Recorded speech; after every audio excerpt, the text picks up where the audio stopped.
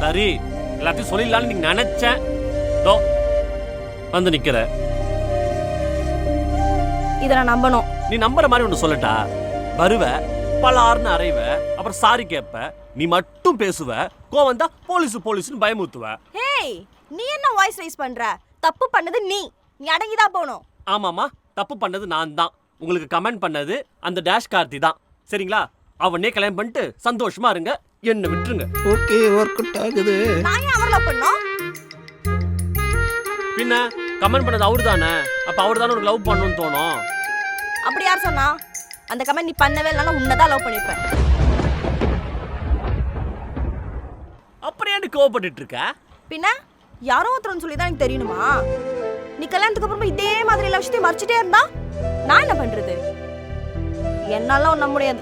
கல்யாணத்துக்கு அப்புறம் நான் ஏன் மறைக்க போறேன்? நான் நம்ப மாட்டேன்.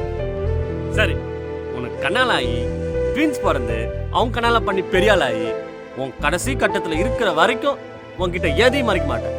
ஓகேவா? ப்ராமிஸ்? ஏன் மேல ப்ராமிஸ். கிட்ட வா.